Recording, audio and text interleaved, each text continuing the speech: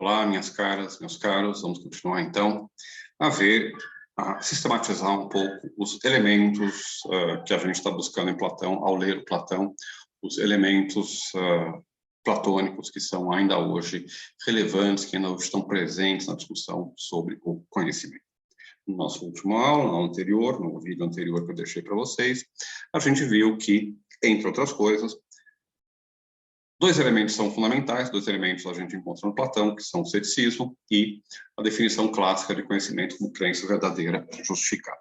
Tá? O terceiro elemento que a gente encontra no Platão, que é importante vocês guardarem a partir daqui, a gente vai ver como isso é importante para a reflexão moderna sobre o conhecimento, é aquele ideal fundacionalista, tá? Terceiro aspecto, então, primeiro aspecto, ceticismo, segundo aspecto, definição clássica do conhecimento, terceiro aspecto, fundacionalista, tá? Uma visão fundacionalista do conhecimento. A gente vai explorar mais o que é a visão fundacionalista do conhecimento. A gente vai ver que há concepções de conhecimento que se opõem, né, a essa visão fundacionalista, né, que buscam justificar o conhecimento não a partir de uma certeza, de um princípio, de um fundamento primeiro, mas de um conjunto, né, de garantias, de crenças, de, enfim, do que quer que seja que possa garantir o conhecimento, né? Mas a visão clássica é a visão padrão, em grande parte da reflexão filosófica ocidental, é a visão fundacionalista. Na visão fundacionalista, vocês se lembram, estão incluídas várias coisas. Em particular, a visão fundacionalista, a gente viu isso no nosso último encontro, né? Ela está associada com a concepção clássica de ciência, ciência como conhecimento universal, necessário e de causa, sobretudo universal e necessário, tá? E está associado também a um certo modelo, né, para, digamos assim, exprimir, para dar forma a essa ciência universal e necessária, que é o modelo axiomático-dedutivo dos elementos de Euclides. O modelo que produz conhecimento a partir de certezas primeiras, muito gerais e indubitáveis, das quais nós derivamos, logicamente, dedutivamente, né, certezas, conhecimentos particulares, ou outros conhecimentos diferentes daqueles que são o ponto de partida, então, da nossa reflexão. Se lembram que na metáfora do fundacionalismo, perdão, que o fundacionalismo muitas vezes se exprime na metáfora do alicerce, do fundamento, e, portanto, na metáfora do edifício, tá certo? Duas coisas são importantes nessa metáfora do edifício. A ideia, primeiro, justamente de construção, de que, digamos assim, a rigidez, a confiabilidade do edifício, né, ela é exatamente igual à confiabilidade, à rigidez dos seus fundamentos. Um edifício construído sobre fundamentos frágeis, por mais elaborado e bem feito que seja, é frágil porque os fundamentos são frágeis. E a segunda ideia que está incluída no fundacionalismo é a ideia de que o conhecimento é completável, tá certo? Uma grande diferença entre a ideia clássica, aristotélica, de ciência e a nossa ideia de ciência é que, para nós, ciência é progressiva, é revisável. Digamos assim, as verdades científicas têm um estatuto provisório, tá? Não há espaço para isso em uma concepção fundacionalista do conhecimento. Por quê? Porque numa concepção fundacionalista do conhecimento associada a uma concepção de ciência como conhecimento universal e necessário, não tem sentido dizer que uma coisa que é universal se aplica a toda a realidade, que é necessário, a negação implica contradição, se lembre, tá? Não faz sentido dizer que isto, né, que essa afirmação pode ser contradita, pode ser refutada pela experiência, pelo desenvolvimento do nosso conhecimento. Se a verdade é universal e necessária, uma vez que nós a conhecemos para sempre, e ela nunca será alterada, ela é, digamos assim, eterna, tá? Bom, isso significa, então, que há um conjunto finito de verdades ou de conhecimentos que a gente pode obter. Eles estão lá, eternos, fixados, não se criam, não se transformam, estão lá, né? E, portanto, também tem a ideia de que, em algum momento, a gente consegue completar, né? A gente consegue simplesmente fechar o nosso conhecimento, né? A gente consegue encerrar. A gente vai ter o conhecimento todo que a gente pode dispor e vai para casa, né? Aproveita, porque não tem mais nada para fazer. Filósofos, físicos, botânicos, todos eles podem ficar desempregados, tá? Bom, essa é outra ideia importante, né, que está incluída nessa visão fundacionalista do conhecimento. Se vocês quiserem ver aonde, por exemplo, Platão explora essa visão do conhecimento, leiam a República, leiam lá a passagem de 500, 511, né? Leiam lá o livro 7, que vocês vão encontrar essa ideia, certo? Em outras passagens também, tá? da obra do Platão, ok? Então, vamos lá. A gente está no terceiro ponto, né, que foi, então, a visão fundacionalista, né? Primeiro, ceticismo. Segundo, definição clássica ou tripartida do conhecimento. Terceiro, fundacionalismo. E agora, quarto, né? Outro aspecto importante que a gente encontra na reflexão platônica sobre o conhecimento e que marca a filosofia ocidental é a desvalorização, a, digamos assim, degradação do sensível, do conhecimento sensível, do conhecimento da que vem da percepção, em relação a um outro tipo de conhecimento, conhecimento das formas, conhecimento intelectual, conhecimento intelectivo, conhecimento intuitivo, conhecimento racional, como vocês quiserem chamar, certo? Mas o ponto é que, acompanhando a clássica oposição entre ilusão ou aparência e realidade dos pré-socráticos e depois do Platão, né, existe uma clara hierarquização, segundo a qual o conhecimento de verdade é aquele que depende do nosso intelecto, né, do uso, como você queira chamar, enfim, de alguma coisa que não tem a ver com os sentidos e não aquilo que vem da percepção dos sentidos e assim por diante, que a gente encontra nos particulares mutáveis, tá certo? Bom, uma questão interessante que a gente tem no Platão, uma questão interessante que isso coloca é saber, bom, será que o conhecimento ele admite graus, né? Graus de certeza, graus de confiabilidade, graus de rigor, ou será que o conhecimento ele é, como parece supor Platão e vários outros, né? Uma categoria absoluta, digamos assim. Conhecimento é ciência universal, conhecimento universal é necessário, né? E o resto não é? Ou será que o resto, por exemplo, aquilo que vem da percepção, é um tipo de segunda classe, degradado de conhecimento, tá? Bom, essa é uma questão importante que, mais uma vez, a gente encontra já no Platão. Então, quarto elemento, anotem aí, desvalorização do conhecimento sensível, conhecimento perceptivo em relação ao conhecimento intelectual, conhecimento racional. Tá? Isso, mais uma vez, é uma coisa que marca, né, a filosofia ocidental. Né? Muitos textos que discutem o conhecimento sempre começam com a oposição entre a aparente certeza que a gente atribui aos conhecimentos vindos dos sentidos, né, e, no fundo, a sua pouca confiabilidade. Por exemplo, o começo da metafísica do Aristóteles, por exemplo, as meditações metafísicas do Descartes, ok? Bom, quinto ponto fundamental que a gente encontra no Platão e que, mais uma vez, marca toda a reflexão filosófica da nossa tradição, né? É a vinculação entre a epistemologia e a metafísica. Tá? O quinto elemento, quinto ponto, que é fundamental no Platão e que é fundamental na teoria do conhecimento ao longo da história da filosofia, é que pensar o conhecimento pressupõe que a gente pense também a realidade, a estrutura da realidade, os fundamentos últimos da realidade, ok? Por quê? Bom, porque se a gente concebe o conhecimento como sendo um tipo de relação entre um sujeito e um objeto, se a gente concebe o conhecimento como sendo um tipo de descrição confiável do mundo, nós temos que pressupor que existe algo como um mundo diferente, separado de nós, né? Ou algo, pelo menos, que possa ser conhecido, algo que possa ser o objeto do nosso conhecimento, tá? E a teoria do Platão, ela é paradigmática disso, né? Por quê? Primeiro, por aquele último ponto que a gente viu, que consiste em desvalorizar o conhecimento sensível, e, portanto, privilegiar aquilo que é intelectual, aquilo que é, em última análise, então, abstrato, né?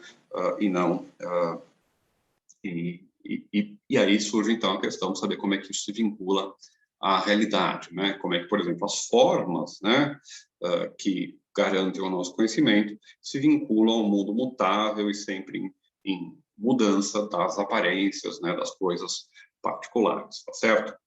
Eu já disse também que a teoria correspondencial da verdade, né, ou seja, conceber a verdade como uma adequação entre aquilo que está na minha mente e aquilo que está fora da minha mente, adequatio rei et intellectum, né?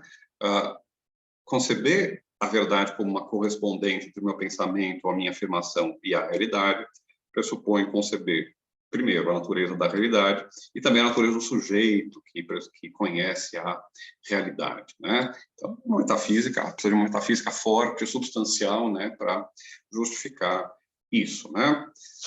Bom, inclusive, né, existe a leitura do Platão, como, por exemplo, do Nicholas White, que é um estudioso de Platão, e publicou um livro em 76, se chama, acho que, Conhecimento e Método em Platão, se não me engano, e tem um artigo no Cambridge Companion, editado pelo Richard Crowe, tá? Os Cambridge Companions são uma coleção de ensaios, agora estão um pouco defasados, mas eles são reeditados, né? Bom, que, digamos assim, tentam fazer um resumo do estado da arte da pesquisa filosófica sobre um certo autor. No último que teve, né, o Crouch escreveu justamente sobre o conhecimento do Crouch. O Nicholas White escreveu sobre o conhecimento de Platão. E ele tem uma leitura muito forte, né, justamente disso que eu estou chamando da vinculação entre metafísica e epistemologia no Platão. Para ele, a metafísica do Platão é desenvolvida para responder ao problema do conhecimento. O Platão desenvolve uma metafísica das ideias e assim por diante, né, das formas, se vocês quiserem, simplesmente para poder dar conta do conhecimento. Dado que o conhecimento existe, né, dado que ele escreve, por exemplo, um Timeu, em que ele descreve o cosmos, né, a matemática do cosmos e assim por diante, né? Bom, como é que eu justifico que esse conhecimento seja possível? Como é que eu justifico que haja conhecimento possível, né, universal, necessário, portanto imutável, em um mundo que se apresenta como em constante mudança, cheio de particulares, né? E assim por diante. Para o Nicholas White, a metafísica platônica é basicamente uma grande justificativa para a teoria do conhecimento platônico, ou mesmo para a possibilidade do conhecimento. Então vejam como tem que fazer assim uma teoria substancial, né, para poder dar conta do conhecimento, né? Bom, e essa vinculação entre conhecimento e metafísica, entre epistemologia e metafísica, ela é central até os dias de hoje. E, na verdade, a gente pode estender essa vinculação a algumas outras disciplinas filosóficas que também fazem uma interface, também fazem fronteira com a metafísica, por exemplo, a filosofia da lógica, a filosofia da linguagem, né? Talvez a gente tenha que investigar o modo como a gente fala, o nosso discurso sobre o conhecimento. Bom, questões interessantes para a gente pensar, quando a gente começa a pensar na vinculação entre metafísica e epistemologia, tem a ver, por exemplo, com o realismo dos universais, né? Será que existem formas platônicas, ou algo correspondente a formas platônicas, né? Será que a gente chama homem, a todos os homens de homem ou de ser humano, existe a humanidade, alguma coisa que corresponda a isso? Bom, o realismo sobre os universais é um problema importante. O realismo sobre o mundo externo é um problema importante quando a gente começa a pensar as vinculações entre metafísica e conhecimento.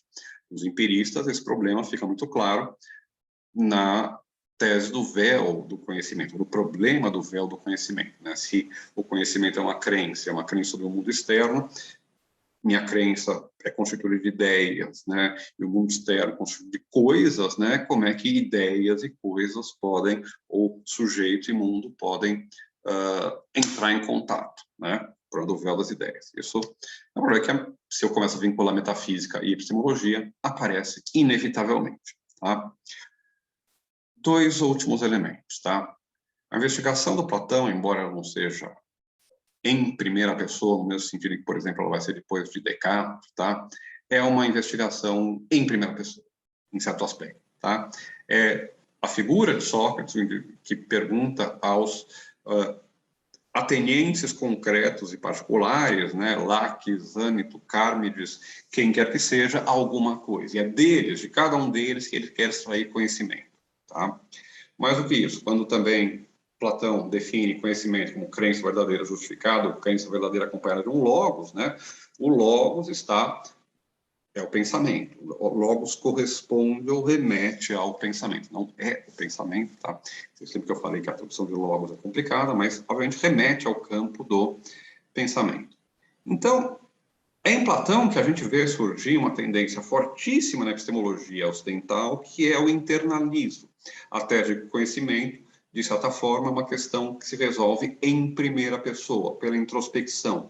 Que o conhecimento está na minha cabeça, né? E é, portanto, aqui que eu tenho que encontrar as garantias e as certezas que garantem o meu conhecimento.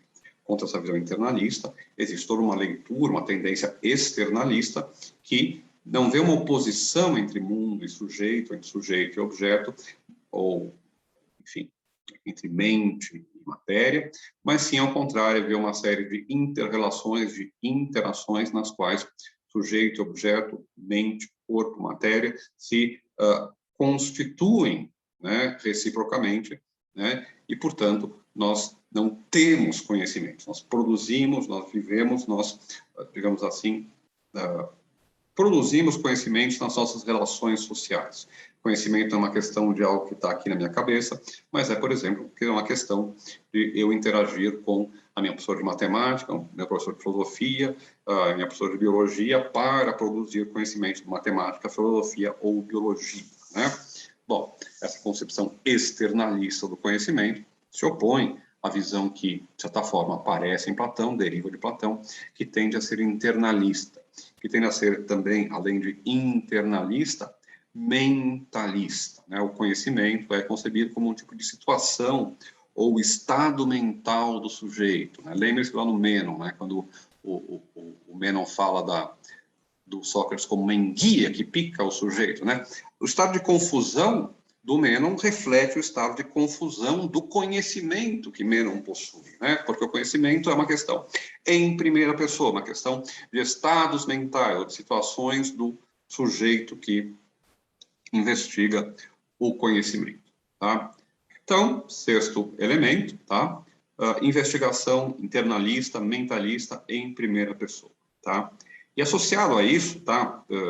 Mas diferente, para fechar, outra coisa importante, lembre-se que no começo eu falei da híbris, da híbris, se preferirem, do orgulho, né, essa arrogância quase do conhecimento em Platão, né, que é o que contrasta com o ceticismo que a gente tem lá, por exemplo, nos primeiros diálogos. Bom, essa híbris, uma das formas dessa híbris é a crença do Platão em uma intuição intelectual, em algum tipo particular de capacidade ou de faculdade que os seres humanos têm de enxergar a realidade, quase do modo, não são os termos que o Platão usa, claro, mas depois vai ser interpretado assim ao longo da história da filosofia, muitas vezes, né?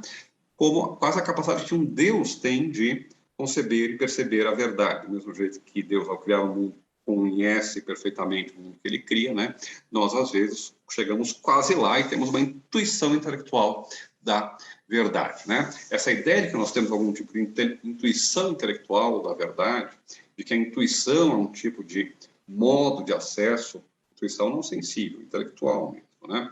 É um modo de acesso à realidade e, portanto, tudo aquilo que isso traz, primeiro, a separação entre, lembre-se lá, a distinção entre aparência e realidade, a separação agora é entre intelecto, razão e entendimento e sensibilidade, né? Percepção. Bom, essa separação das faculdades vem da crença de que a gente tem algum tipo de faculdade superior que nos dá acesso a uma realidade suprassensível, que vai ser uma crença que reaparece o tempo todo na filosofia, né? A gente pode ler boa parte da crítica à razão pura do Kant como sendo uma crítica justamente a essa crença de que a gente tem uma faculdade que dá acesso a qualquer tipo de realidade suprassensível. Deus, a alma, o mundo, as ideias, né, justiça, beleza, ou o que quer que seja. Mas o fato é que, em Platão, a gente tem a crença que está lá, por exemplo, na República, no livro 7, na ideia da linha e assim por diante, né, na da caverna, blá, blá, blá. Bom, a gente tem, em várias passagens, aparentemente, a asserção de algum tipo de intuição intelectual, de visão da verdade. E, para encerrar, né, essa metáfora da visão também, que aparece no Platão o tempo todo, né, aparece na primeira linha da metafísica do Aristóteles, né, a metáfora ou a associação entre conhecimento e visão também é uma coisa que a gente encontra já no Platão e que é recorrente no pensamento epistemológico da nossa tradição filosófica, né? Então, Para encerrar, vamos rever os pontos que eu elenquei para vocês. Ceticismo, primeiro ponto. Segundo, definição clássica de conhecimento. Terceiro, fundacionalismo. Fundacionalismo associado à concepção clássica de ciência. Quarto, desvalorização do conhecimento intelectual, do conhecimento sensível em relação ao conhecimento intelectual. Quinto ponto, né, vinculação, né, entrelaçamento entre epistemologia e metafísica, entre teoria do conhecimento e ontologia. Tá? Sexto ponto, investigação em primeira pessoa, mentalista, internalista. Finalmente, sétimo ponto, né, a ideia de algum tipo de capacidade superior de acesso a realidades abstratas ou a verdades superiores. Afirmação de algum tipo de intuição intelectual, uma capacidade inata de perceber a verdade, tá certo? Bom, ok, minha gente? Acho que aqui temos um bom material. Com tudo isso, a gente pode, eu acho, né, retomar o texto e ler o mesmo.